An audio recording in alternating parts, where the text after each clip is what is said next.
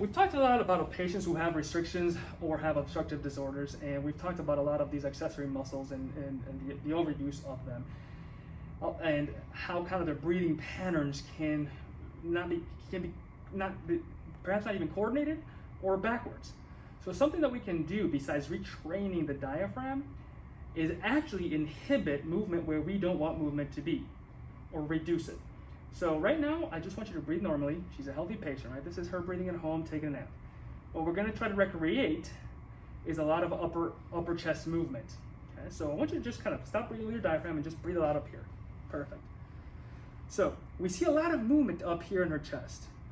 Essentially, we want to try to inhibit.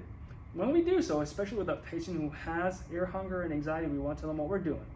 I've already explained to her we're going to do some breathing retraining, etc.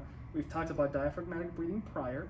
So I'm going to tell her, I'm going to start with a little bit of pressure on your chest. Okay, I'm going to place my forearm on your chest just like this. Is that too much?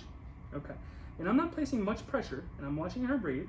And all I'm going to say is, when you breathe in, I'm going to just place a little bit more pressure. So I'm going to inhibit here. Okay? Inhibit movement here. It's going to force her to not breathe so much up here.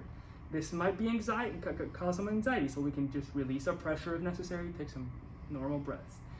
Implement some of your diaphragmatic retraining. For example, use your other hand. I'm going to place my hand here on your belly, okay?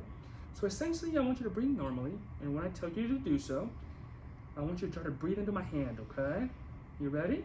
So when you take breaths in, I'm going to place some pressure in your chest and breathe into this hand. Good. Relax. Good. Breathe into this hand. Good. Relax. I'm shaking just for some tactile cues. And when she exhales, I'm placing a little bit of pressure on my forearm to help her get some of that air out. Okay. We can also educate the patient on the sequencing of breathing. Maybe they don't understand why we're doing this. Let's tell them, well, when you breathe normally, when one's breathing normally, breaths should start lower and end higher. What that means visually, if you breathe normally with diaphragmatic breathing, is I want you to just concentrate on my hand here, okay? You see how my hand's moving? Good. Every breath should start at my hand and end up here. Meaning, good, take a deep breath in, it should go 1, 2, 3, in terms of the movement, okay?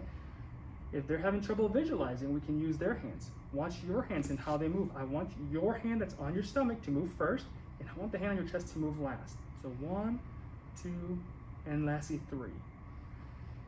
If we want to teach them or their partner or spouse how to perform these inhibition techniques, we can place their hands and our hands on top, placing the pressure, the amount of pressure that we want them to place.